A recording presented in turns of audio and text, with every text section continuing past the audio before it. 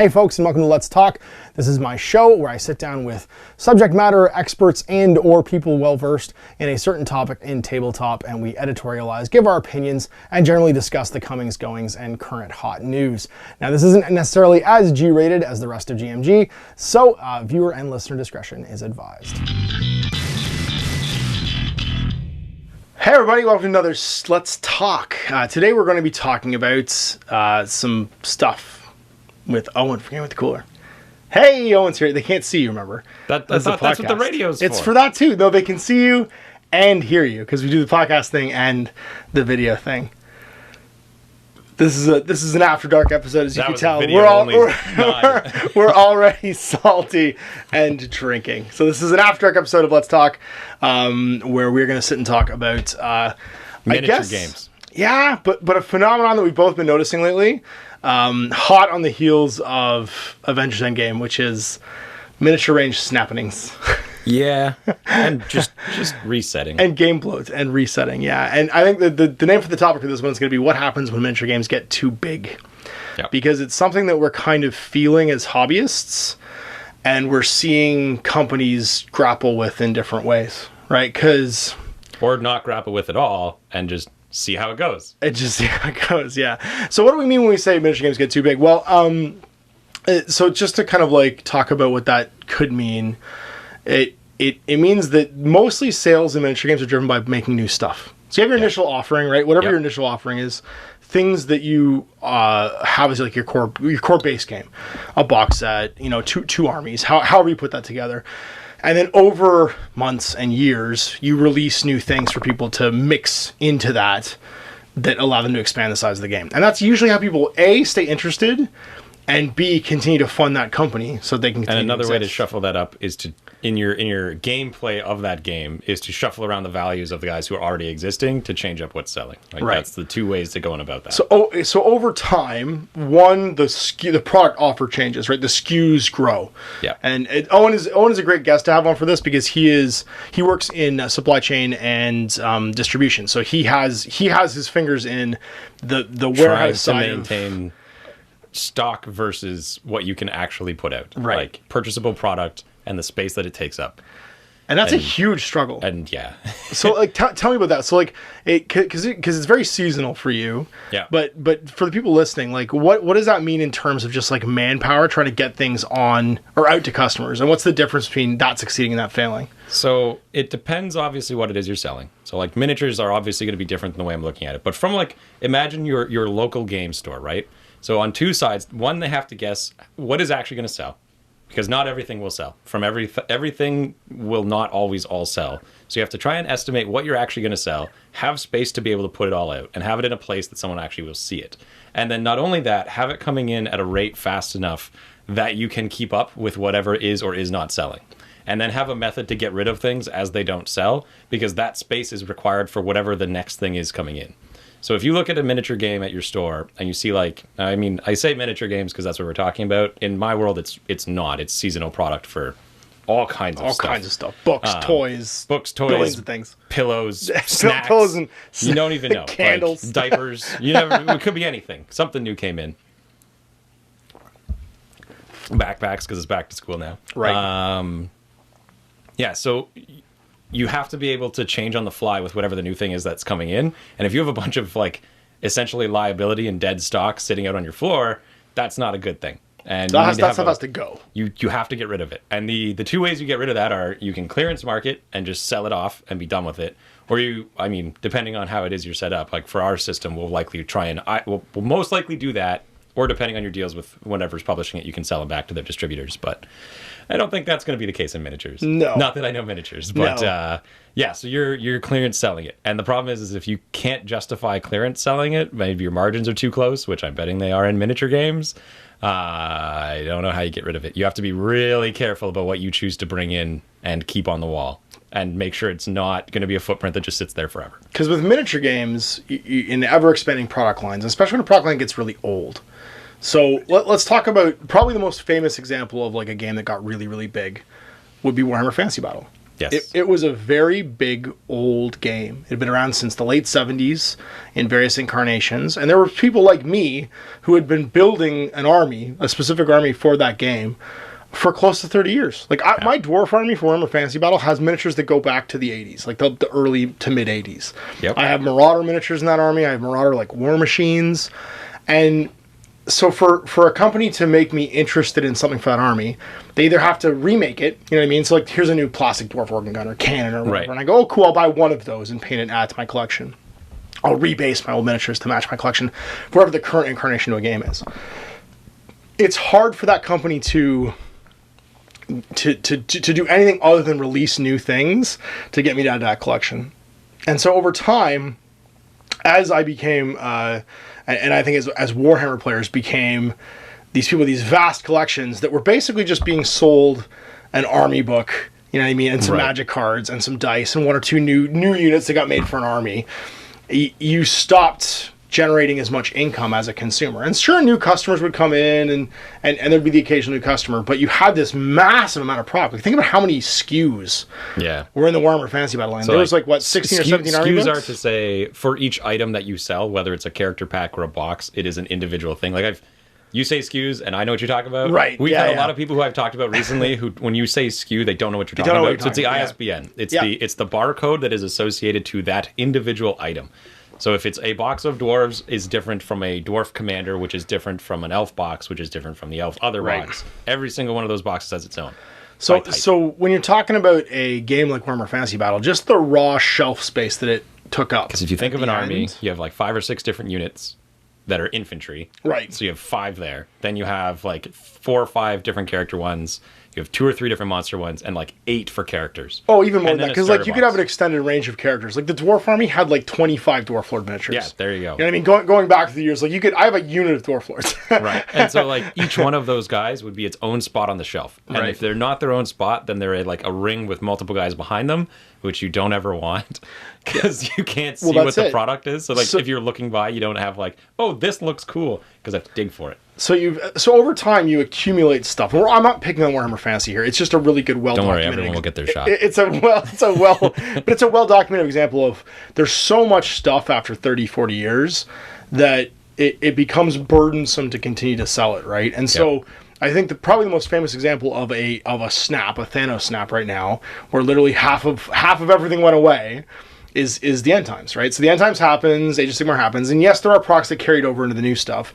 Most of the most modern plastic kits kind of survived the snap, and they've clearly still got access to molds and stuff too, because they're doing their made to order. Like every 3 or 4 months, they'll bring out some models and say you can order X or Y. But for the most part, what that does, if you're going to eliminate a line of product, like think about it like from your point of view, it would be here's the movie cover printing of a book. Right, and you think you're going to sell 25 million whatever Twilights, the movie cover things, and then how many does like a company have to then pay to like rip the covers off of and get a tax break on because you didn't sell all 450,000 that you ordered into your chain or whatever it is. Don't order that many. Well, but you don't know because you want to try and make the money off it, right? So you make as if it's going to be hotcakes, and you hope that in the back end you don't end up sitting on a huge giant pile of them. Right. So doing that, obviously, in the short term, there's some risk, right? You got to accept that you're not going to sell those products anymore, but then you have this big, giant open spot in your warehouse to fill with new products. Yep. Right? And if you look at Workshop now, think about how aggressive the release schedule has been in the last 52 months. Well, 52 weeks even. Like, there's something new every week, right? Like, you literally have something every week. There's not a spot in the warehouse for that thing. Nope. Unless you got rid of 40 years worth of stuff, potentially. You know, like just giant piles and piles of stuff. And so that's that. I think I wanted to give context, right? That's kind of what we're talking about here when we say when games get really, really big. It stops being about the game and the gameplay. And is it a good game or a bad game? And just becomes a pure numbers game. Like, can you still make this game physically and stock the whole thing in your shelves? And so what are some other games in your head right now that are starting to reach that tipping point where they're just really, really big? Mechanics matter, though. It's not just that. Sorry, because you're saying that. I'm talking about what the line is, right? Right, and the thing is that you can create a game that can support that to some degree, and And the best way is to make it that there's no actual cap on how many of a thing you can buy. For sure. Yeah, that means people can buy as many as they want to, which gets because it makes it warehouse. easier to stock stuff too, because you can get the base stuff and then work your way out from there. But like, I mean, War Machine is the one. Between it and Infinity on the same scale as how like Warhammer was. These are games that have been around for a while and nothing ever went away. Infinity has started to do that with the less. Infinity has a great tool where they measure everything being used. Metadata. They have tons of metadata. And because of the way their army list and their tournament system works, they can directly look at the rates of people actually using these. Now, it doesn't mean that the sales of those, like, I don't know what that is, but you know that... But they can hold it up against There's that. probably You know what I mean? a good correlation between I'm not using it and I'm not buying it. Right. And so they can decide to get rid of a few of them. But then, like, go to a local game store that sells War Machine and figure out how many square feet it's taking up. Because how many Warcasters are there now? You did the math, didn't you? Warcasters no, I didn't and do it solos? hard math. Okay. I did like estimates. It's around 200 of Warcasters and solos. Because So you're looking at like clamshells, then. you're looking at like 15 to 20 per faction across 11 or 12 factions. Not every faction has 15 or 20. Mercs has more. Convergence has less. It's a gist around there. And then all of your units on top of that. And then all your Warcaster or War Beasts and War Jacks on top of that. It's a lot. But it's a lot. It seems to be so for me, because I'm not saying the rules don't matter. What I'm saying is, for a business to make that decision, obviously there's a tipping point financially for them. I think the rules can tell us at a certain point when you start playing the game and it gets too big, they can be like almost like the pre-rumbling of seeing it coming, right? They foreshadow this kind of like snapping. When you start seeing a lot of overlap and a lot of open availabilities, it's coming. Well, it's in stages, but it's in stages. Yeah. Like, first as a consumer, you can almost feel it. You can feel when there's too much stuff almost to keep track of. Yeah. And for me, that happens in games around the 10-year mark. I start to feel like I no longer really know what's going on, because to do so, I have to carry like 10 books to a game, or there's been so many releases for even the army I play that I'm not aware of like how it's going to interact to the most efficient degree anymore. I found that it's when you start seeing repeats. When rules get copied when and you pasted. have very similar rules being remade for other guys, or there's like a twist, then it's like, okay, you need to get rid of the old guy then. Like, just make a new one. Yeah. Something we copied and pasted a rule, because we kind of saw it this weekend with Renegade Knights. Yes, and I mean that made more that made as sense. the Age of Sigmar one, but like it even warlord traits where like Yeah. warlord traits says there's a +1 attack trait, there's a +1 whatever trait. You mentioned it with the magic items in the Realms books in AOS. Because I hadn't read the Realms books, not realizing that I could just take them. I thought I had to agree with my opponent stuff. The realm magic. He's talking about the realm magic items from Malign Sorcery. Right. So I look through this and I go page by page because I'm like, well, what do I want to use? And then you realize that they're all the same. And then not only are they all the same, there's some objectively better and worse ones where it's like this one's +1 to hit, but this one's +1 to hit and also this. And like this one is this. But they're the same thing page after page. We saw it in Kill Teams when you looked at the faction traits, the faction special rules. Like, why is it that orcs, Eldar, and Space Marines all fight the same? and to say, like, from one kind of like devil's advocate thing, it's that there's universal special rules. For sure. And when you want to create a rule, you want to make it so that it is flat. You don't have to learn like 25 new rules. But in a game like Kill Team, is that really necessary? You know, when everyone's supposed to be a hero? I think it's even more than that, because like, yeah, you want universal special rules, stealth, tough, right? I don't know, inspiring. Have a bold those word are those instead. those are universal. But then to say that your faction specific ability is also a universal ability because it's the same as all of the other faction specific abilities, you're like, what's yours? Mine's the +1 to charges one. And again, me too. It's not to pick on these games, but these are the kind of things that are almost like precursors to seeing things that have become so big that the design of them. What was the Danny thing? Danny kind of forgot that everyone Danny had stuff. forgot about the Iron Fleet. Well, there was that one. No, I was going to make the Orc Codex joke where Danny kind of forgot that the Goth Orcs needed this trait, because there was the Goth Orc trait that was just functionally worse than the generic one. The big red rulebook one. Yeah. That's right. Well, no, it was the warlord trait. You but got there's one in the attack, same book, or you got +1 strength and attack. I was just saying, that's right, because the one in the book, the generic one was better than the Goth one for everything. Then they like FAQ'd it like immediately. And then they changed it so it would be on par. Right. And you're like, why? What happened here that you missed that? But it's because something becomes so big, I think, that even the designers can't keep it on their heads. Like, how could you? How could you keep every faction special rule in one place? Like, you would need... That's my argument about metas in 40k, but that's a whole discussion about how people don't understand that you can't figure out what's the best. But it seems like...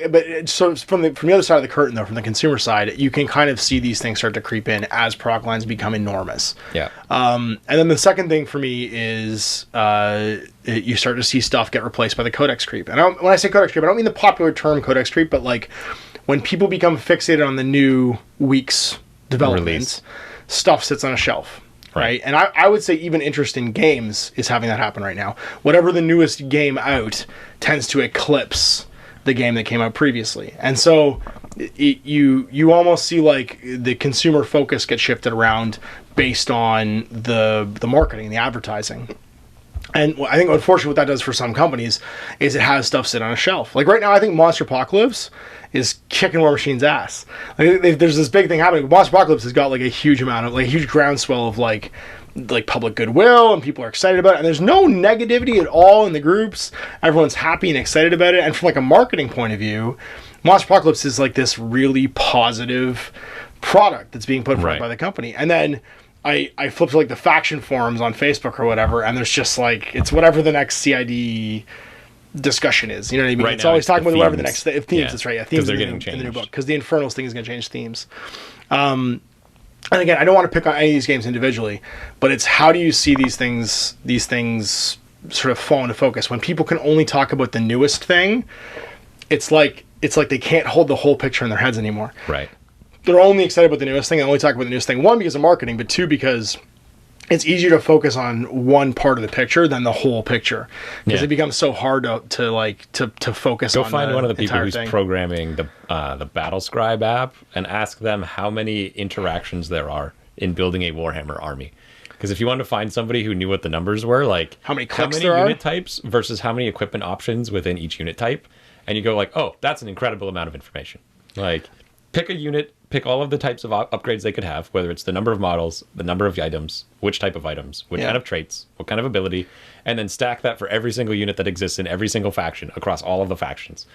It's an incredible amount of information. Well, that's why they're all individual files too, right? No one person can do the whole 40K thing. Everyone has to do an individual file, and they get interlinked afterwards with like hot links and stuff. But what I mean to say from that is compare that to the army building, the number of clicks in army building for AOS, right? Where it's like exponentially less. Yeah, because it's a unit, size of unit, and maybe a relic. And they've even removed some actually in Battlescribe, because there is the pre-generated base equipment that everybody comes with, right? Which is usually whatever it says at the top of a data slate. I mean, I'm using Battlescribe as the example, but when you build an army in a game of 40K, right, that's what you're looking at. Like, when you look at the complexity of how many steps are involved in making these, and pick then you a go model, like, are they actually models. that different?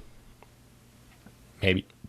And there's a whole lot of them. Yeah, there's a whole lot of them. Now tell me which one's the best. Yeah. So having talked about that, like kind of what it is and how you can kind of see it coming and how it, like where it starts to feel like a game's getting too big. There's some companies out there right now doing something about it too. And we just talked about Infinity. Yep. That's probably and 40K. Infinity handled it. And Infinity handled it last year at Adepticon. They did that meeting. They had a big open talk about the first army, and they weren't snapping it, but they were talking about how they were going to reduce their SKUs. Yeah. Oh, geez, I'm smashing stuff. Smashing your phone. Look at how much stuff is under here. There's a lot of stuff on the tables. There's a horrifying amount of stuff on the tables. I don't know what this is. It's probably terrain, or I think it's a box full of Song of Ice and Fire stuff. It's Song of Ice and Fire stuff. Yeah, there you go. It's my travel Song of Ice and Fire stuff.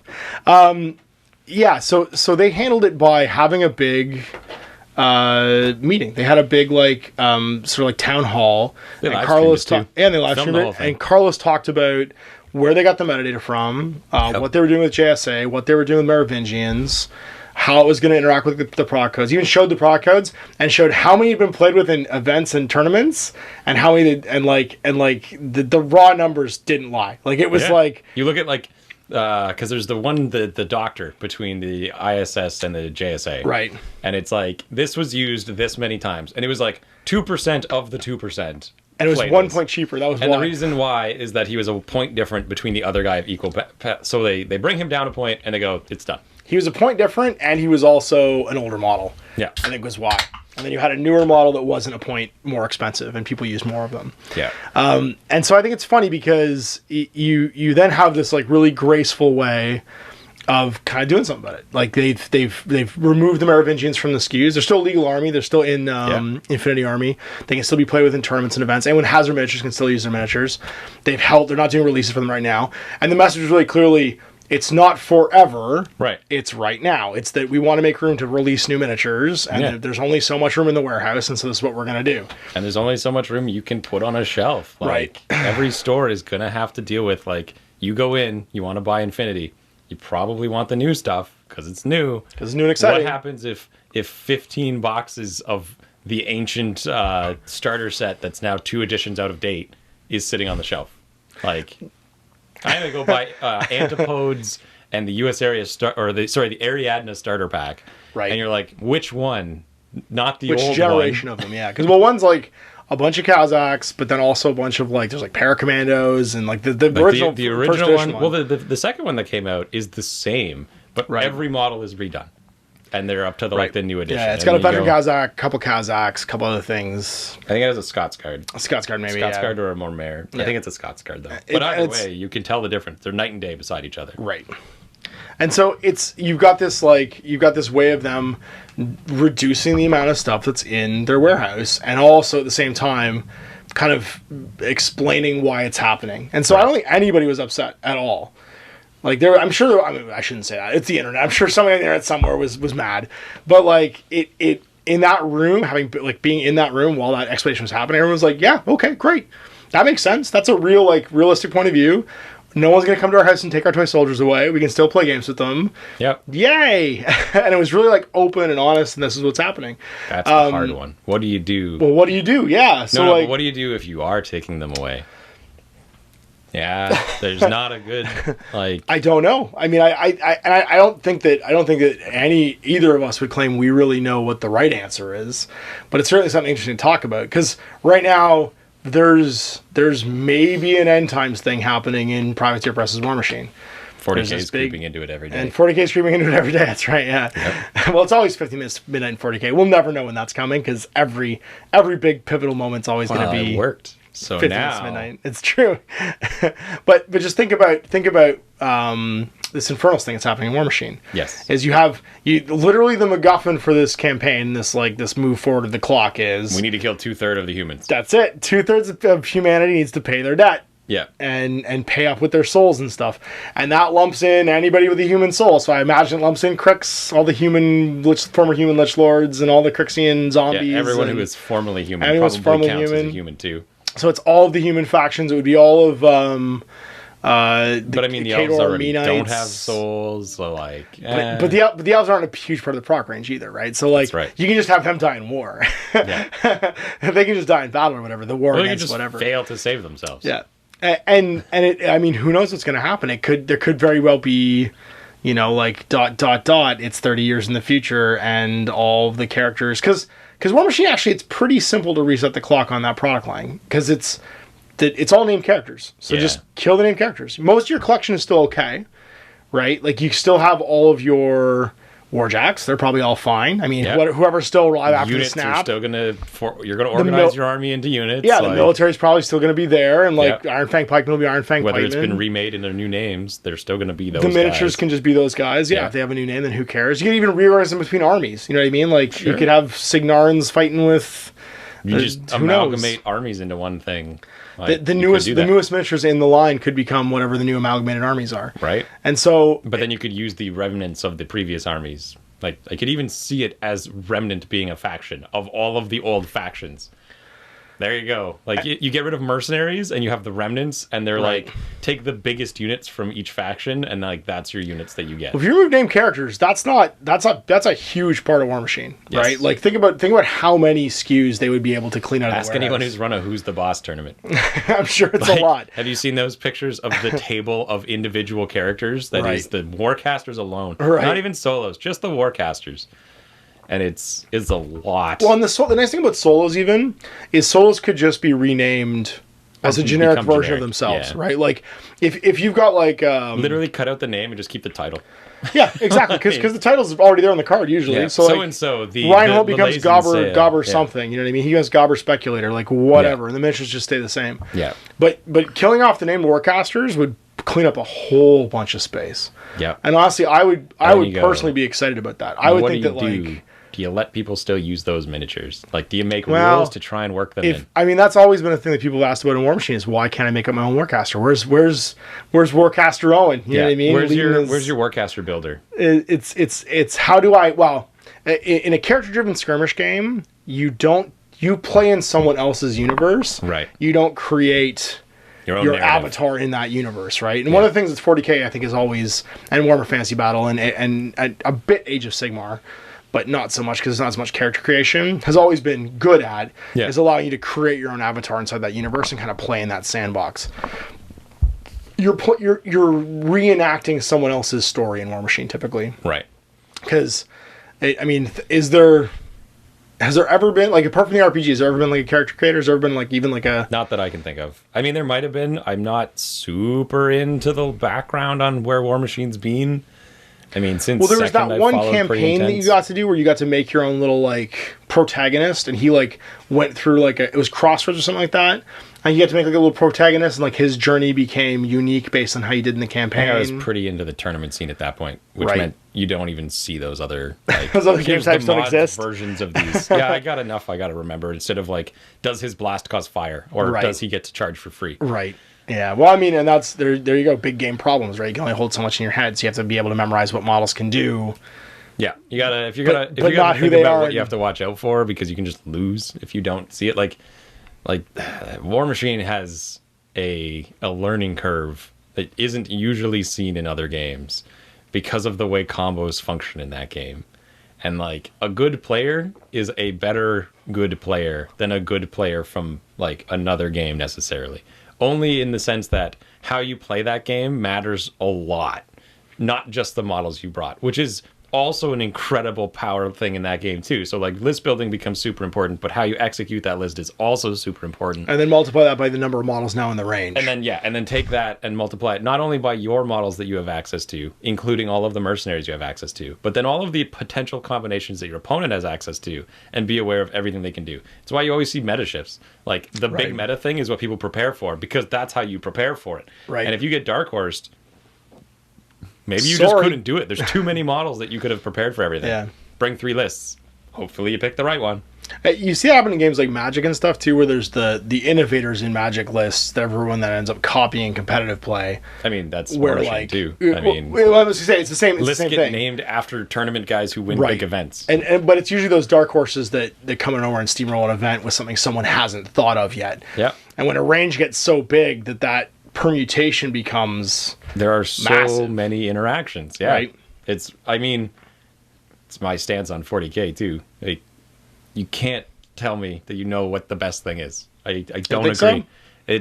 And to tie into our conversation about trying to stock things, I'm gonna talk about the rule of 3 because it bothers me. I went and didn't buy a thing today because I can't use it. I wanted to buy the Wraith starter thing, the $200 one that came out. And I'm like, this is great. It's got all the models I like to make.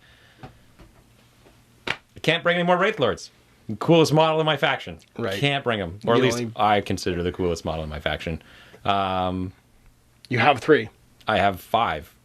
We have 2 that are Wraith Seers that you've converted. I'm converting them to be a unit so I can just play with them. Right. And that was a bummer. I was like, I want to buy this thing, but I'm only buying it as a hobby thing. Oh, well, now you can play Apocalypse.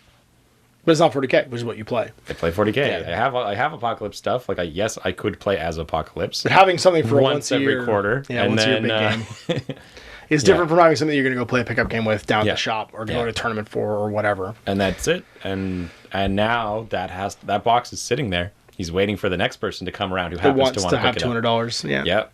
Oh, you like those start collectings? Are you going to order a whole bunch of each one now? Because any player who wants to start collecting that army can't just buy infinite start collectings. That was my favorite thing about that box set. Is You could buy it as many times as you wanted. And use it. There's no other game that I can think of, with the exception of small-scale skirmish games, that you can buy the same box infinite times and be an army. Right. That was 40K's jam. You could buy, start collecting, and especially in the current rules where you don't actually need a troop choice, like, oh, it's not as effective, whatever, you could buy anything. And now you can't. You can buy 3 and you're done. Because every one of those boxes comes with something that will be limited in that regard. Yeah, you might be able to get a few because you can up the unit sizes, but you will eventually come to an end. You can't buy infinite Tyranid boxes. You get 3 Broodlords, 3 big guys, you're done. You can't buy infinite guard ones. You get 3 commissars, you're done. Like, that's what it is now. That's going to cause product to pile up, too, right? Like, unless someone new comes along to buy that product and starts that army. And hopefully someone new does. Which, for Games Workshop, I think the thing that's going to sell that box over the rule of 3 is that it's a good value. Is that it's a $200 box and saving money. So they'll probably sell that box regardless. Right. But then, if they sell tons of those value-added boxes, what happens to that individually shrink-wrapped Wraith Lord? Right? He's going to sit on the shelf. That guy, or the individual Farseer that comes in the Start Collecting box, who's literally free in that box. He's going to sit on the shelf now. Yep. Because your product mix becomes very important of what do you actually make available individually, and especially if it's in a value. If you ever wondered why those Start Collecting boxes change, could be anything. Could be anything. Could be that there's a million of them around. Probably that you're just going to bundle stuff that's sitting in the warehouse into a box and make it a good value. Why were gargoyles in that starter set? Nobody really knows. But there's actually a couple other companies that have been doing something similar right now with like quasi-range reductions. Malifaux 2nd edition got rid of some of the leaders. Some of the masters are gone now. Yep. They exist as legacy masters, so you can still use them once again, but not in like official events. And most of the models that came in their crew boxes are still around, so it's not like everything just goes out the window. But it's opened up a bunch of, design space for them to make new stuff. War Machine might be a good combo there, because they were the same theme. Yep. Like your crew leader were your big guy, and then Warcasters were the big guy. Maybe that's what you do for War Machine. Well, that's kind of what they've done, right? So Malifaux's gone that road of taking rid of some of the name characters. They've actually promoted some of the other ones, right? So that the old like baby characters become like enhanced, leveled up characters. So it adds some value to your collection. And then the big thing they've done is they've added a keyword buying criteria, so that all of the masters have a theme. They have a keyword that's their keyword, and then you buy stuff underneath them, and that stuff's at a reduced cost. Well, sorry, the base cost. Anything else in the faction you pay extra cost for to recruit. So it kind of like drives your collection to a certain direction. And I think for them it meant that they could get rid of some old starters, they could resculpt some models, but nobody's collection got threatened. You know what I mean? Right. So like whatever your current collection was, if you had like a Lilith starter and Lilith's no longer around, you could make that Lilith starter useful still, because Barbaros, one of the characters, became an outcast, so he's like a mercenary now. He goes and fights with them. And then you can release like an individual box for things like the Terratots and the little Nephilims and stuff that were in that box too.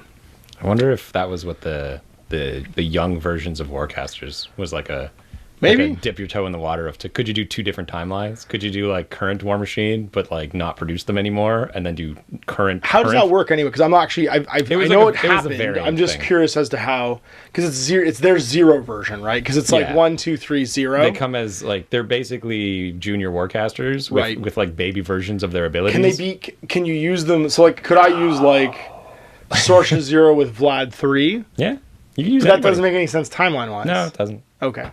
I was just curious as to like how deep they went into that. Don't worry too much about it. It was a variant game. It was the same thing that happens with War Machine, where they try out these like interesting combos, and then the tournament meta just buries it. I mean, locally, that's what I see. I guess I can't speak to everybody's. No, my local game crew actually does it all the time. Okay, great. Well, doesn't change the conversation about there's 500 models on the wall right now. Right. I think it's interesting that like that could be a thing, because going backwards in time, going forwards in time, I think both solve the problem. You have a time wizard. You do have a time wizard, yeah. Well, she literally exists in 3 wizards. Yeah, she's 3 different timelines. That's literally her whole thing. That's what she do. It's funny because I think that like there was a third one I was just thinking of, because it was Malifaux was dipping their toes into it, and then it was also somebody else that was doing a range reduction. Who was it? Because Malifaux was the other character-driven one that was a really good analog for War Machine, because it's one of those things where you're kind of stuck with characters, but what do you do to make them still valuable and stuff like that. And then it was something else we were playing recently.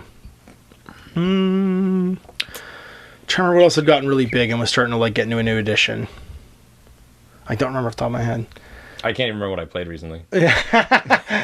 It does get I'm to looking the at point the where we wall have here like and trying to like remember what miniature games I've played in a little while. And I mean, like 40K and Apocalypse have been on my mind because that's what Right. we've played. That's true. That's what we Infinity's played on my recently. mind because Infinity's always on my mind. War Machine exists and Malifaux exists Yep. because that's as much as I see of those two games. Right. Oh, it was Batman was what I was thinking of. Batman, okay. Batman, because they've come into a second edition and they have their first edition miniatures, and so they became legacy miniatures. Right. And the reason for that was they shifted to like a almost like a fine cast style colored resin. That was it's a higher grade I think than the fine cast stuff is, but it gave them the opportunity to resculpt a lot of miniatures and do new miniatures too. So the older Right. metal ones, like the SWAT team members, the cops, Yep. they got new sculpts and became the current edition. And you can still use the old cards, but they're just not used in tournaments and events and stuff. So they got to kind of rebalance their game, get rid of their old SKUs, and at the same time go into a new design space where it's like, let's just start over. Let's start from scratch. And some stuff got new casts. It's like some heroes like Hawkman is the same miniature. Who else? I think it's the only one I have. Is the Suicide Squad are the same miniatures. Right. A lot of the like towards the end of first edition stuff just got cast in resin and Right. and exists. Same sculpt, Same sculpt, same Yeah, rules. yeah. So like if you have the old one, you can just download the card off the website and jump right in and play. Right. And they did a fairly good job of handling that transition between new and old. And they also quickly released some much better products for like the new gamer. So they're doing these bat boxes now that are like a full playable crew in a box. And you also Right. get some bonus rules, some bonus objectives, bonus miniatures. And so like the bat boxes are great because they're Yeah, I like saw a some start of them, like collecting there's like boxes. a Teen Titan box and there's Yeah. like yeah. And they're all like I a was looking 350 through rep them recently. crew. They're really cool, and it was a good way of handling again the transition between here's our big sort of like first edition model range. We want to modernize it. Let's let people still play with the legacy format, and then move on to creating new stuff and starting over and doing like a whole new product line, because it's especially for some of these companies that have grown to have like a big huge amount of SKUs, but they're still fairly boutique. You know what I mean? Right. Like they're not stocked everywhere. It's not GW. It's not going to be in every distribution, and you can't get it everywhere. For them, I think it's even doubly more important to get that product line right? Because for someone who's like not a 500 million pound company, Yeah. having inventory sitting around is a much bigger thing on the bottom line than a 500 million pound company, right? Who's making money off all kinds of other stuff too, like digital media, and they're making money off Black Library, and it's not just Toy Soldiers isn't paying all the bills anymore at GW. No, I imagine not. I mean, so like, what's the benefit of doing this as opposed to like, and what's the negative of not doing this? Well, like, the negative for me, I get bored.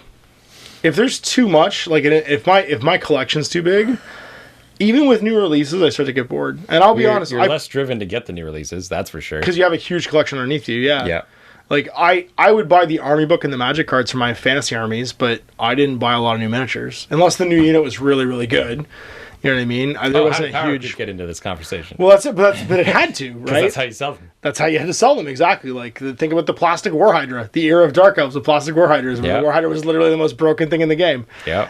Made a new resin one, and it's great. And it broke the game for a little while. There was literally a format. I think people started, wasn't it? They played 199 or something like that, so you couldn't take them. You couldn't take two. Something like that. There was like a silly, like I remember like the I know there tournaments was for a a lot little of thing while. about like we're playing 2,000 points, but it's 199 for 1999, because yeah. that way you could not fit two War Hydras in. Yeah. Because you had to take 499 in rares, and like Right. it was 250 for a War Hydra. Yeah. And it was literally like the balance the War Hydras like thing. For me, that's the biggest threat, I think, is that I feel my collection gets unmanageable, and I feel like I'm overwhelmed trying to like make a choice or play the game. Well, what happened is I felt it became stagnant. Like a lot of my models end up just being shelved. Like they're waiting for their time again in the light. Like when something happens in the game to actually have something bring them out again. Well, you had a huge Menoth collection. Like your Menoth collection was enormous. Yes, between like I had every SKU from Menoth in duplicate. I had every potential AVA that you could have, with the exception of the total AVAs, Right. of which I each had usually large numbers of. Like 3 or 4. Like you had like 3 or 4 units of like zealots. Yep, 3 You had, units of zealots. you had more exemplars than you could possibly use in Mark III. You couldn't even use them anymore when the new theme came out because I had too many of them. Like I had a maxed collection of Menoth, and then the new releases came out, and unless they were like head and shoulders above, they weren't worth buying. And then slowly I just kind of drifted away from it because I'm like, I'm playing the same lists again because there isn't anything else. And then they started coming out with head and shoulders better guys. Right. And then I started going, well, I guess I have to buy the new thing. Because my collection's not any good anymore. Yeah. Then why do I have this huge collection? And then I go, I don't really care for this old collection. Away you go. And that was slowly what's happened now with all of my large scale collections, which is why I'm going through the process of shrinking them down. Whether it means playing the same factions with new releases and a whole new world that you're playing in, or even just different things than I have collected, though for some of these games that's not an option. Like I couldn't play Menoth again. It would just be the same army. Eventually it will bottom out there unless something changes a lot. But that's how I've seen it. It's very much... Well, your collection starts to go... The bigger your collection gets, parts of it go on the shelf, like you said, and go to waste. Yeah. And I think that, like, that's a... To me, that's almost like a warning sign, like a little, like, alarm bell. So if I look at what I have, and I only have maybe 10% of it actually going into every game. Yeah. But then also, that 10% is the most recently released thing. Right. Right? Like, look at, like, regular Space Marines in 40k. Poor regular Space Marines. regular one wound Space Marines. I mean, some are pretty cool. Smash Captains are pretty cool, right? But there's a percentage that get used. A regular Space Marine. He's an HQ choice. Like he's a character. But what I'm saying is, he's a non-Primaris Space Marine. Right. He's the one that the main difference for him is because he's a legacy character, he can take a jump pack, he can take a thinner hammer. Yeah. Things you literally can't give a Primaris character. Right. He has some advantage in the game, which is the reason why I take him. But there's not a lot of people taking bog standard Space Marines, you know? Like I guess there is something to say that to put a little note that there is I want to say elitism almost, that like we're playing in a world where you have all of the models and that many people don't collect entire factions. But the point of the point we're making here is that eventually you will. Eventually, no matter how few units you buy, if you're in those games long enough, you will eventually have everything. Or at least you will have a gigantic backlog of things. And what do you do with them? Yeah. After 30 years, eventually you're going to pile up things that were really good at one point. Yeah. And that now have faded to the background of things that aren't as good anymore. Like, I have 3 painted whirlwinds. I haven't used my whirlwinds in a long time. Yeah. Right? But there's a while where whirlwinds are pretty cool. Yeah. It's not or Storm Ravens. They're a good example. Remember in the beginning of 8th edition when Storm Ravens were amazing? Right. Because it was the flying Storm Raven Gilliman can't touch us bomb, and then it got changed. Now they're not the same. You know, they don't do what they do anymore. Because we it was boots in the ground because they couldn't hold objectives anymore. Remember, it was boots in the ground and half your army in reserve. Half your army in reserve. That's right. Yeah. They changed the rules, and those things don't have the same value as they used to. I don't understand. And for me, the last part is if I'm approaching a new game or even a new army, because we were talking like the last 2 days about like if we're gonna get rid of all of our stuff, what are we gonna do after that? And we were like, we should just start new armies of armies we've never played before. And I was, for a minute, I was like, that's cool, that's a good idea. And then I was so overwhelmed with choice, right? Like an hour in, that we've then defaulted back to, I'll just skew this. What's a really good thing in one army list? I'll just buy it 12 times. And I immediately ignored the rest of that. We're talking about 40k. Yeah. We were like, Tauroxes. Let's just build Tauroxes. That's right. You know what I mean? Let's start a new army, and it's 20 Tauroxes. And it's 10 Tauroxes and a bunch of like Stormtroopers. And I was like, well, they're models I like. I could paint a whole bunch of those. But then like 15 minutes later, I'm like, I literally am just trying to make this easy so I don't have to like learn the 99 things that I could do with Imperium. Right. Because it's just so much of it, right? Like I want to pick something that's good and just dive deep into it so I can paint a whole bunch of them and not be overwhelmed with choice and like the million other things I can do. And that's not to say that that's not actually good for some people. I'm sure there's some people that love having this massive array of potentiality. That everyone likes that mini wargaming picture where they put out all of the chaos models in this giant horde. Do you know where they spend most of their lives? It ain't on camera. Well, I guess they probably spent a lot of time on shelves, yeah. Yeah, sitting in boxes in the back corner, hoping for the day that they all get to come out and have a picture taken again before they get forgotten for the new releases. Right, because the new thing will be exciting. Well, if you play a 2,000 point game, that's like, what, 60, 70,000 points? Like, it's not gonna... You're never gonna see those guys. Most of those guys are just gonna live in a box until they get told that they can come out and play. And I think that's funny because that over time that becomes kind of the way that games get played. Is you have this like, if you have this like big collection. I mean, some people, it's funny because it actually breeds some people who will build a 2001 army exactly and then sell it. And then like, breed 2001 army exactly and then sell it. That's how I'm going to be treating a lot of this. Like, I might do yearly, just purge my collection. So, like, people who are seeing things like on my channel where I'm moving through a bunch of armies as I go through this, it might become just like, this is what was this season's game. And like, we just burn it afterwards. I collect an entire Shazvasti army. Like, that's my next jam for Infinity. Build it, 600 points, sell it. Be done with it. And try something new for the new edition. That's really interesting because what does that do to the industry when the industry was built on long-term subscription hobbyists, right, who become fans of something. Yep. The orc DNA player that I always talk about, where it's like someone who plays orcs has played orcs forever and has this massive orc army and will never play anything other than orcs, right? Like, what happens in the future to those? Do those people still exist? And I'm sure they do. I'm sure they do exist. But like, for my sanity, when a game gets really big, I'm tempted to get into the boat you're talking about here, where it's just build something, get rid of it. And I'm seriously considering getting rid of, because this place is packed, man. The studio is so full of stuff at this point. Just getting rid of half of everything and starting over. Because I love painting and building collections, but my hobby isn't storing miniatures. You know, like. I spend as much time figuring out ways to keep my stuff together as I do looking at new stuff I'd like to get. Yeah, exactly. And literally part of my decision-making process has become, what am I going to do with them? I'm going to do them afterwards, yeah. How long am I going to enjoy them for? I'm going to enjoy them for a certain period of time, and then... There's a perspective that you don't see in miniature gaming, is the dollar per hour of enjoyment.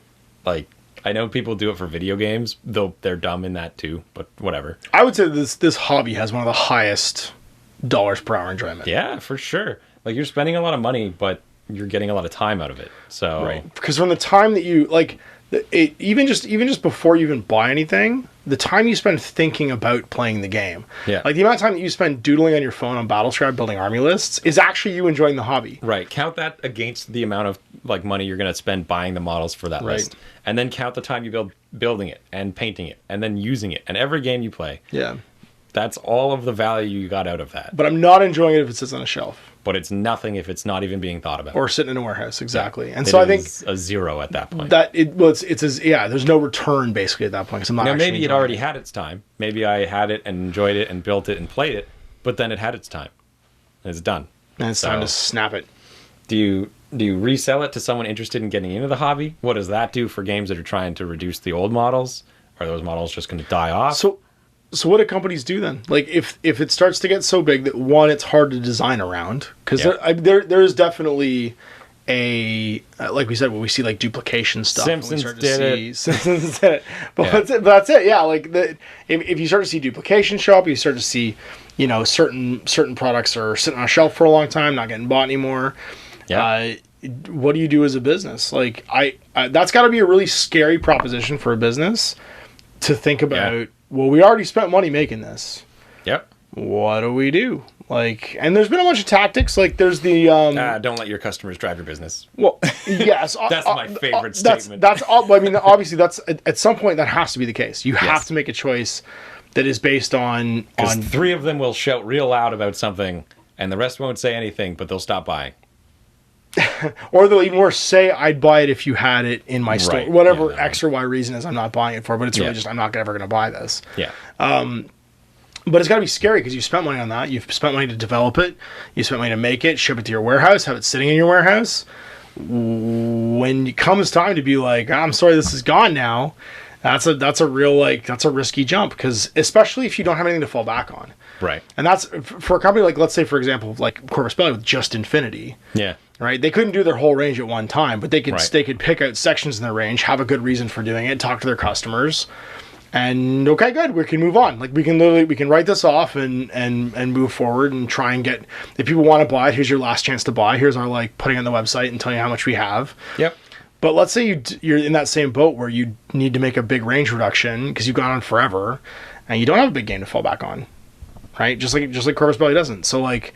That's why I think it's a really good thing right now for Privateer Press to have Monster Apocalypse and have this Riot Quest coming out and have other game systems, you know what I mean, that can be selling really well in the meantime. Something to curb that first hit. Well, because if they are going to... You are inevitably going to hit, like, any company that does this is going to lose people. Like, Yeah. the Ninth Age exists, and it only exists because people didn't want to play Age of Sigmar. Yep. And I mean, like, I was in that boat. Yeah. Well, people were unhappy. People were unhappy that they weren't getting anything new Yeah. for the thing they've loved for 30 years. And that is a justifiable emotional reaction. You know what I mean? That is if you invested like decades of your life in building a collection, and it's not that your collection's being taken away, but you're never going to get anything new for it again, you're going to have a gut reaction. Such a weird stance. It's What do a you mean? weird way of thinking. Like, I recognized it. So I talked about this briefly about game design and releasing a product, right? Right. And the concept that you always have to expand upon it. There's always episode 2. Right. So, like, you can't make a thing and that be it. It always needs to be, what's the expansion? What's the next one? What's that? What's going to go? I'm going to make a company out of this. Like, that mindset is so pervasive. Like, It's very rare that they don't do that. Like, Kingdom Death Monsters is an example I can think of someone who didn't do that. They made a product. there's expansions for it. Is there? There's tons of expansions for it. I think There's they just made all the base product. There's definitely buy model sets outside of that product that work in that product. Go to their website.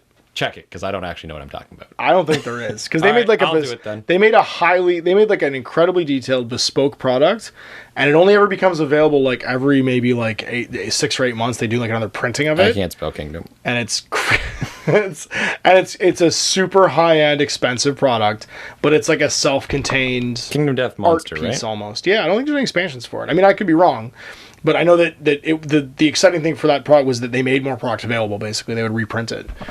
But just back to your point, like you're right. I think that's a very Hollywood mentality of we have to have this. It has to become a franchise, right? It has to become a sequel and a sequel. And you look at like The Walking Dead. You look at all the Marvel movies. You look at the attempt at the DC extended universe, right? Or what was the other one? Their board game is measured in weight. Buy this in a 19-pound box. No, seriously, it is an enormous bespoke, Yeah, I and see like it. just the quality of like the packaging.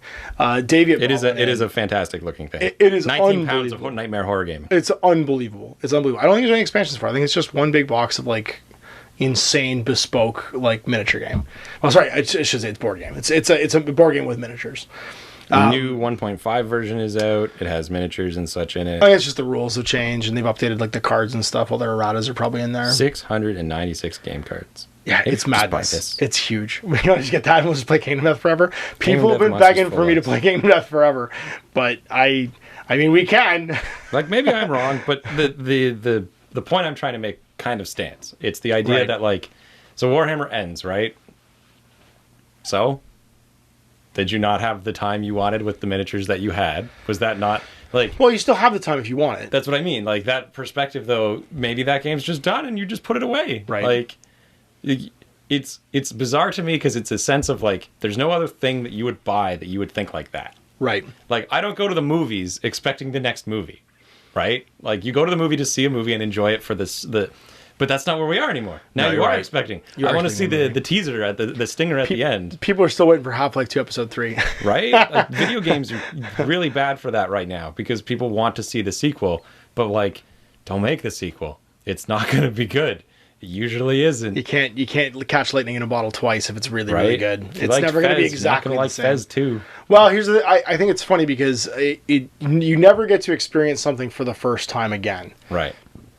And that's where sequels become dangerous, right? Because you have, no matter what happens, the first time you go into something, you have no preconceived notions. Yeah. You might have some, but you've never experienced whatever X or Y is before, so you can't experience it again.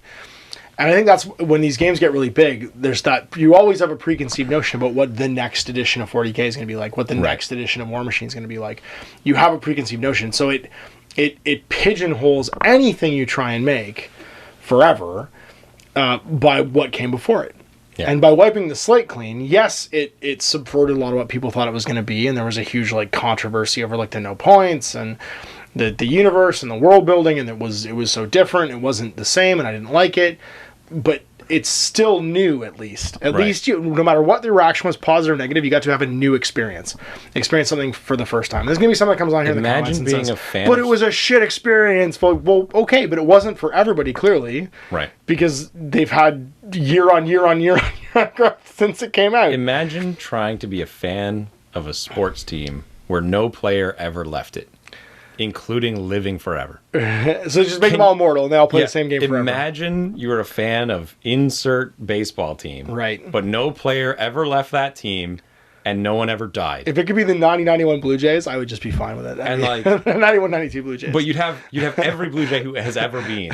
And but it would just build on and forever. You just continue building more. Oh my god. And you go oh my god. This is the best game ever, right? Like I have 78 people on my team. I got Tony Fernandez and Kelly Gruber playing with Batista. Do you think that makes your sport better or worse if you had every player in the NBA ever all still playing in the NBA always? But the problem is, at that point, and this is funny because this actually just nicely comes back to our original point, you couldn't literally have them all play the game at the same time. No. So even no matter which one was your favorite, whoever was your favorite shortstop, he'd be on for 30 Tony seconds. Fernandez. They'd be high-fiving off the bench every 5 seconds. They'd have 5 seconds of playtime. It'd be like watching Avengers Infinity War, where they're just trying to give everybody enough screen time. And then you'll end up in a situation where you're going to have your all-stars greatest hits ever team that's always on the mat, and the other 98 people are sitting on the bench every game all day long. And you go, that's my miniature collection. Sure would be nice if we had some new blood that might be good and interesting. Or even just be bad. Like, for there to be tension, for there to be any kind of, like, actual decision or drama or something like that, people also have to not do well. Right. And be bad. And I, like, I think that's the big scary thing for these miniature companies is we have this, like, big body of work, but it almost becomes like an anchor. Right. Well, that's what I'm saying. Is like, that's the analogy I'm trying to make here is it doesn't make it better just by having more from your history. Yeah. Like, it can be better if you have new things coming in and old things leaving. Like, it doesn't hurt too much to do that. Like, I can speak to this. I was not a fan of Age of Sigmar, and I was not a fan of Age of Sigmar because it replaced something that I liked with something I saw as inferior, and it was. I'm not going back on that. The General's Handbook fixed it a lot. But, like, you got to do it. It can recognize the value in having to make that decision. And whether it wasn't for me or it wasn't for you, like, you can't just sit on that forever. Yeah. It becomes the it's a slow death. But the poison of indecision. Mm-hmm. Right? If you making no decision forever is worse than making a decision. Because if you don't change anything for a long enough period of time, things just decay, right? You don't gain new people. And there's something to be said too for when something becomes too big, it becomes unapproachable. I was about to say, the barrier eventually becomes bigger and bigger. Well, we used to call it the blood price for Warhammer Fantasy Battle, where like to play the game, to experience it at its base level, it's not bad. Okay, just for you guys watching, he's drinking something blue. And it's called Ice Cool Blueberry Lavender Water. I highly recommend a sip of the iceberg, vitamin burr. Never drink anything that looks like antifreeze. One of my life rules. If you want some of Ash's rules for life, never drink anything that looks like antifreeze or Windex. If you want a health and safety, don't ever drink the random bottles you find when you work at a brewery. What do you drink? Tea? One of them might I don't drink tea. One of them may taste a lot like a liquor, but it turns out to be washer fluid. Yeah. It'll kill you. Whatever it is, it'll kill you. But yeah, I know you get this paralysis of like not being able to even start doing something because the blood price of playing Warhammer Fantasy was hundreds of miniatures. Yes. Right? You could build a 40k army. Do you want to play the model count? Well, the model count could be a unit in Fantasy, right? Like it could be a single unit. In Fantasy was the model count in your entire army in 40k at the time. Yep. And so that's a very, like, especially if you're talking about a young person, that's a huge mountain to climb. You're asking them to build 40 to 60 miniatures a unit. I had a friend of mine who played the Nightmare Skaven army. That wasn't... The 10 by 10 100-man Skaven units? 5 of them. I know, I'm just saying, but even just one of those units, build 100 Skaven miniatures. Yeah. Even at the 2 to 4 to 6 piece miniatures that were around maybe at the end of Warhammer Fantasy Battle. Shield, spear. That's a lot of work. That's a lot of hours in just building units. Building, painting, priming. And what does that do? What does that do to your customer experience and your approachability and just like the leaky bathtub mentality of here's... For every person that we're going to gain, we're probably going to lose one too. Right. So you have to gain more people than you lose. Because people always drop out of stuff. Everybody's leaving an interest for a new interest all the time. Yep. And even if it's not forever, even if it's temporarily, like, I didn't play a lot of miniature games. Oh, I bet you I can guess an insert person's life experience, got into it with an older family member or friend just before high school, dropped it for 4 to 8 years, and then got back into it again as you finished university or high school. That's it, exactly, yeah. Oh my gosh. and that's going to happen. And so the purchasing gets suspended during that period, right? So for whatever reason you leave or come back for, he's just gonna... No, go ahead. Try and make your point. Stop it. Just stop it. Just stop it. Stop opening Wonder Bars next to the mic. Is that a Wonder Bar or a Butterfinger? No, it's a Wonder Bar. It's a Wonder Bar? Of course it's a Wonder Bar. But you were on the Butterfinger train before this. Yes, you were. Shut up. You know what you're talking about. You were trying to get sponsored by Butterfinger the last time. No, it was Wonder Bar. Are you sure it was Wonder Bar? Yes. Okay. Don't tell him what I kind don't of know what chocolate a he likes. Butterfinger tastes like. Don't tell him what kind of chocolate he likes. So yeah, and I think that's a big problem for a company at a certain point, is where it's hard to attract new players because what you need to buy to get started even becomes confusing. It becomes a real challenge to know what to get, and then double down with that when you have people selling your product that aren't your company. So you have independent resellers and friendly lead resellers. They have to understand what to buy. Yep. And these I think that's a great thing that, again, we talked about Night Models making these bat boxes. What a huge service to independent retailers to just be able to grab a box off the wall and go, that's what you need to play. You can play with just this. Mm-hmm. Private Press is doing it with the Monster Apocalypse game because they've got either of these two starter sets. Here's a Protector, here's a good guy one, and a bad guy one. This is all you need to play the game. They did a good one with the 35-point armies in a box. Yep. Where it was casters, solos, units, jacks, ready to go. Yeah, it was their start collecting boxes, right? Like, yeah. it gives you a playable force, like, out the door. And so, of course, there's merchandising ways you can do this with, but the more stuff, the more choice there is, all of a sudden, the more difficult it is for people to actually wrap their brains around it. If you're going to do a max AVA, make it that you get all the things you want in that box, but discontinue things that aren't in that box. That's a good idea. Yeah, that's stop selling them. Or the things that are in that box, don't sell those separately. Make it so you have to buy the box. Buy and the you're box. like, oh, well, I don't want to buy it because I already have these. Make it so those aren't limited. That's it. That's the way you go about that. Yeah, maybe just have the one Warcaster, and that's the only piece you can't use more than once. Right. You can buy as many as you want. You have generic no name, rule solo, of three. generic. No rule of three. Yeah. Make it that they can buy the same thing. And even if they buy with slightly reduced efficiency, that's still okay because people will do that. Yeah, I can't use all of these Farseers, but I can use the rest of the army. That's right. If there's one miniature in there that sits out and you only use a couple times, great. But as long as the rest of it is just always up for a game.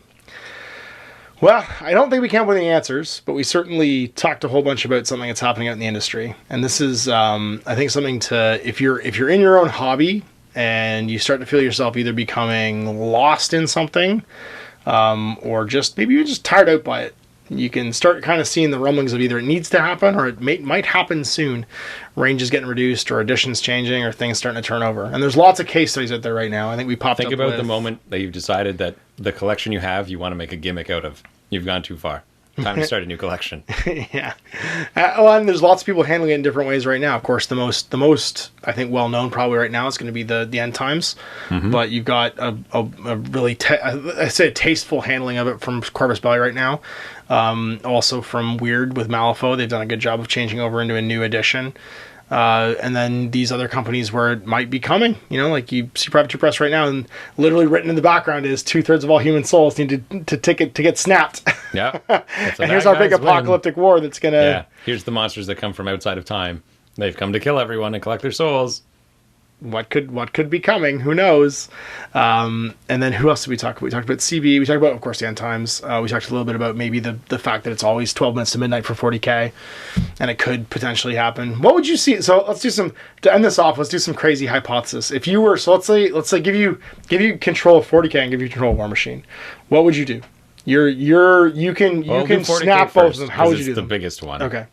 Well, clearly you break the factions apart into their collective keywords, like guard, sisters, custodes, space marine, like all of those become one faction. You have Imperial, Chaos, Eldari, and like Xenos. Like that's the way you go with those ones. And then, I mean, the fast play system is always the way to go about it. But I mean, you got to get rid of so many unit types, in my opinion. Like all the characters you get rid of, because like that's the same kind of bloat. How many name characters do you need? 1, 100, whatever, but make room for new ones. those. Make room for new ones. Yeah, you make room for new ones. But how do you blow up the universe? What do you do to make it so that it never comes back? I mean, in 40k, you just kill the Emperor. Like, that one will change. You destroy the galaxy? I mean, you just let Tyranids win. I think that's what it is. I think it's Tyranids. You either, and I think it has to be Tyranids because there's no one else who actually could. Because Chaos thinks it can, and that's the thing. But Chaos just overthrows and takes over. Tyranids actually destroy. They annihilate. Tyranids, right? They Tyranids destroy the will win the galaxy. long game because like a lot of like demons will come out and blah blah blah, but they'll burn themselves out then. Like if they succeed, everyone loses. If they succeed and everyone's corrupted, Tyranids win. Like that's how that story ends. And you move to a new galaxy, or you give it like the timeline, or you know what you actually probably do is you get some people to escape. Some people go into the webway and they come back 10,000 years in the future, or someone's lost in the warp for like another 100 million years, whatever number it is, and they reappear and everyone's gone.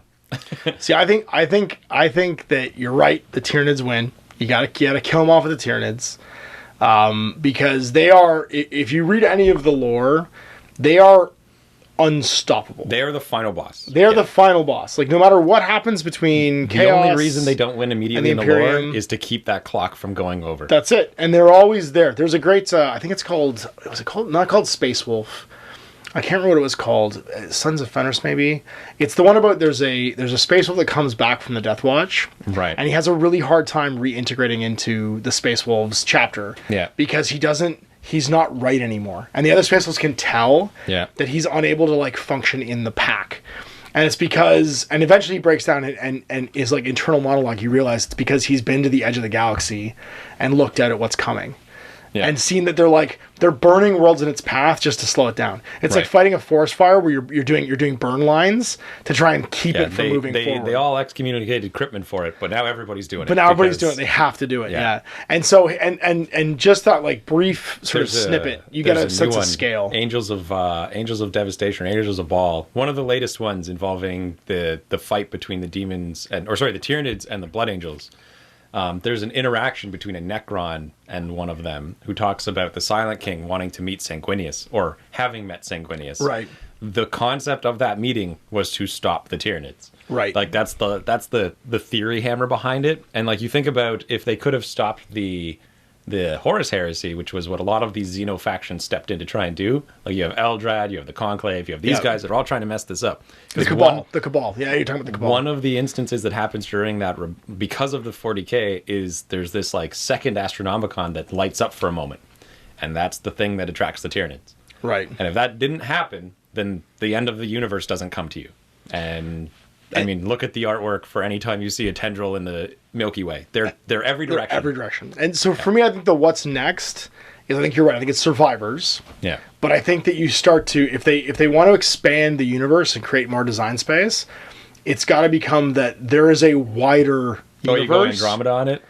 You have to. You have to. You have to turn to a roadshow where there's something even greater than the Eldar webway out there. There's some kind of old one webway that everybody suddenly gets access to, and you're jumping galaxies now. You're going galaxy to galaxy, and you get to a universe-sized scale where you can jump from galaxy to galaxy. And the Tyranids no longer are this omniscient threat because they're maybe 2/3 absorbing the galaxy, but they're the perpetual bad guy. Exactly. But they become the new demons almost, where they're in the background forever killing, but they move at a speed that can't catch up anymore, right? Yeah. So like if you happen to jump into a galaxy that's being consumed by them, they're a big problem. Right. But they move because they don't use warp travel, because they move at like this glacial speed. Yeah. You're working on a timeline now of millions of years from the consume the universe. Right. And there's these like other powers in the universe that are actively trying to stop them. The Imperium of Man is no longer like you're now more like Gilliman's reattempt at revitalizing what the Empire could have been. Right.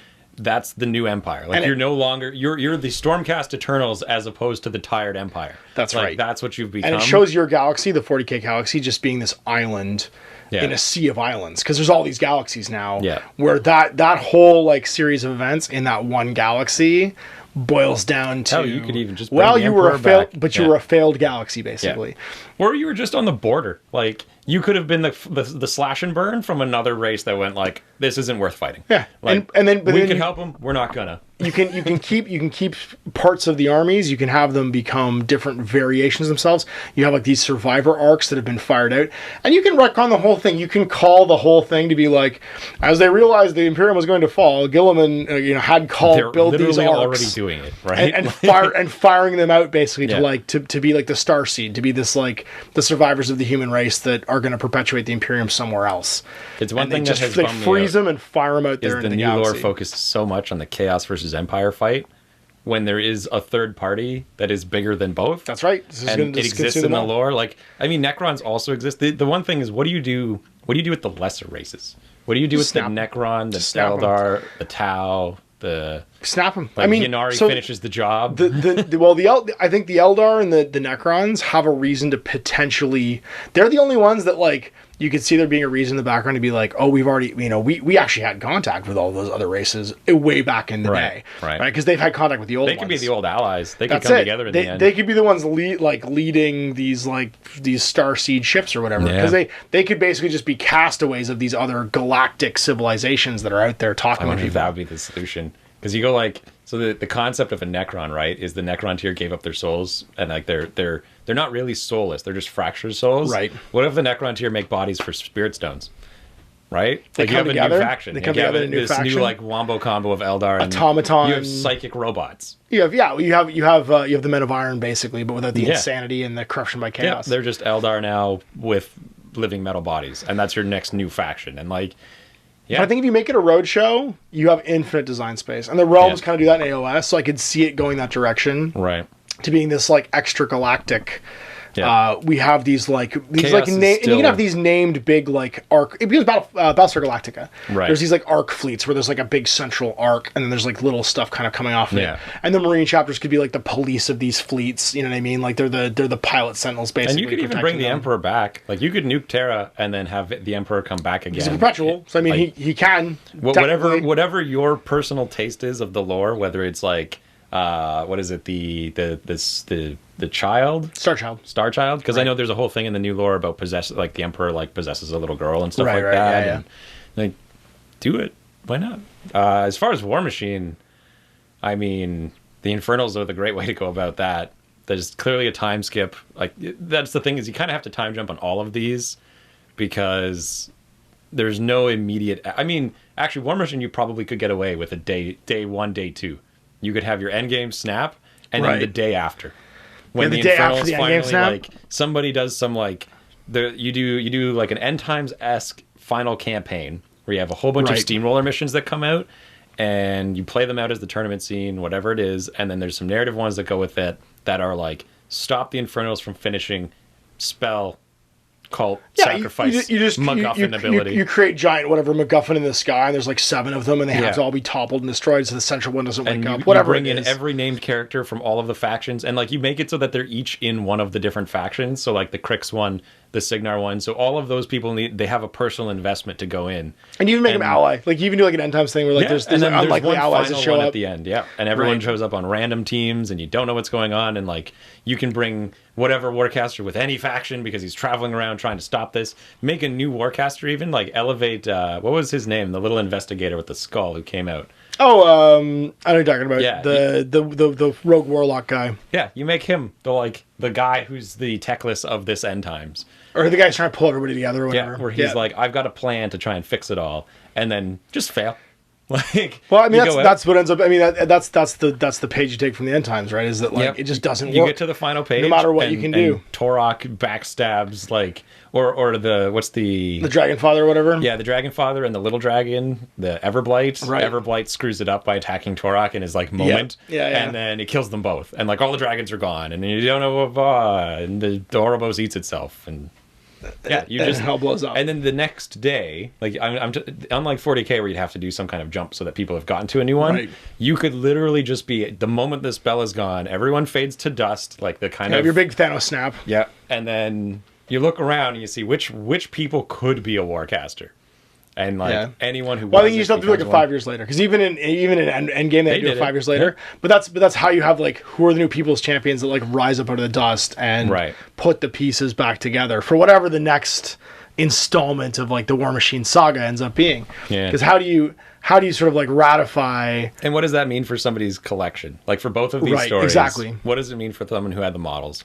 And for the 40K story, you have your collection, right? Whether you're Guard, Space Marine, Eldar, Orcs, Tyranids, whatever, you exist in your own version of an arc. Right. Yeah. So like you each can of the inject races yourself into the game. all had the idea that we should have a backup plan. Insert the Ethereals had a vision. The Right. Necron, they could just get away. The Eldar turned to their big craft world and just decided that, you know what, maybe we'll just leave. Or they team up with the Necron and that's how they boot out. Yep. So if you have those, so you can still play them as like a legacy fleet and then you create new ones on top of that. And so you treat them like Age of Sigmar, like the Free Guild and things like that, the Dispossessed, Right. who they're around, they're not getting new stuff. Like But maybe now they'll you get can a make book new one stuff. day, And you but have then a you big can make door new for making new stuff. And I mean, you can make the app. You can do it for anything. Like you have a legacy stuff in your apps, right? Like Yeah. as long as I think the biggest barrier to people's collections becoming obsolete is if they feel like they have to still buy something to play with their obsolete collection. Right. Whereas if you just give it to them for free, if you give them their app, if you give Yeah. them their like whatever free army list, there's less, I think, resentment for You tie well, it I'm into never rule getting books new and stuff like that. Yeah, You but I can get, still like- use what I have. Yeah. And for War Machine, I think it's just as simple as doing what Malifaux did and having a legacy format where you play Yep. you play year whatever or you play post year whatever. Yeah. You know what I mean? You have your pre-snap, post-snap. You just make it the two our games. day. And Yeah. Finally reclaimed Yeah. all of their souls, and that was the end of it. And That's then it. you've got pre and post, and Which is kind of how actually it's kind of how Night Models handled Batman.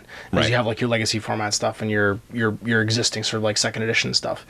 And because I can just see the 40K story plots, like because you get to play up all of the things. Like think of the end times lore-wise that you could have had that you could also do in 40K. You can have your Dante Golden Warrior on the throne thing. everybody can get a great end. Like, everybody can have their final Yeah. moment. And the bad guy will always be the Tyranids and the demons. And they can fight whatever their personal vendetta guy is. Yep. Because they all exist everywhere, because that's how 40K do. But the story ends with Tyranids, because it has to. It has to. It's They're the only Galactic. one. They're the Galaxy Eater, right? Yeah. They're the only ones that don't care about chaos too, because they Yeah, just they just beat them up. They Well, rough because them up. they literally just like blot it out. It doesn't. They just fight they 'em. they fight them and they blot them out as they go It's my by. favorite thing about the new Tyranid book, because it's very rarely addressed early on. Right. The first page is a fight between Tyranids and demons. And they both go, ain't getting nothing out of this. The Tyranids aren't getting anything to eat, and the demons aren't getting any emotions to suck out of. But the difference is, if the demons all go away, the Tyranids are still there. If Right. the Tyranids all go away, there's still no demons. That's right. So eventually this side wins, if only because there's still bodies left behind when the demons They are just done. blank them out, melt them down, and make more Yeah. Tyranids. And that's how it is. Like the demons aren't destroying that material. They're just breaking the bodies that were hosting it. And there's no soul to suck, so that's the end of it. It's literally just pointless for the demons. The demons have nothing to gain, and the Yeah. Tyranids just put themselves back together again and keep going. Get some great like chaos champions teaming up with imperial champions at the very end. Yeah. You could have redeemed chapters. Well, that's it. You have your Fallen come back, and like whatever it ends up being. even just totally like Araman and Magnus team up with Russ at the final end. Russ and Bjorn. Yeah. And they're bro-fiving as they try and fight the Tyranids to death. Yeah. Well, it's funny because I once they've done, because I mean we're reaching the end of Horus Heresy right now, right there at the Siege of Terra. Yeah. Once that big story's told, what's the next big story to tell? And they had the Beast Arises for a bit, but it kind of like It was a I weird don't know story. what else. It I was don't know such what a else has bizarro happened since retcon, there. In my Well, because it's opinion. M30. It's the timeline after the Horus Heresy, right? Yeah. So like everyone knows what happens in the Horus Heresy, but it's these 10,000 years that are between now in the timeline and the Horus Heresy happening. So I thought it was cool because it was just exploring uncharted territory. Right. But imagine you could explore uncharted territory where Yeah. it's like you have absolutely a blank page to write in the universe of infinite galaxies. Yep. And give them all these like cool stories, like you all of a sudden have, because I think that what would be really great just as like a subversive bit of writing is to show that the 40K galaxy, the 40K Imperium, our galaxy, is a failed galaxy. And that out there might be galaxies that are ruled by single species, you know what I mean? Or that like have collectives of species all living together, Right. or at war with each other, or fighting, you know what I mean? Like whatever it is, Yeah. like it just shows how futile and entropic the entire exercise of humanity was. I think that'd be really cool We to show decided to make humanity from Earth a somewhere else. live program where we took all of the species and put them together on one planet. What do you mean all of the species on one planet? Well, like deers have their own planet. Like It was just some old one experiment that didn't go very well. that's a South Park reference. Is it? Oh, fair enough. When Earth's on its last episode, they have to demo it. Oh, gotcha. That's right. It's a Douglas Adams kind of thing. Well, anyway, I hope you guys enjoyed that. Our discussion about what happens when games get really, really big and what it can mean in the future. This was our After Dark episodes. Of course, we went a little bit crazy and off the rails, but expect more of these in the future, because every once in a while I think we just need to take our hats off and hang out and talk. So anyway, we'll see you for more of these in the future. Next time, I'm Ash, this is Owen. See ya.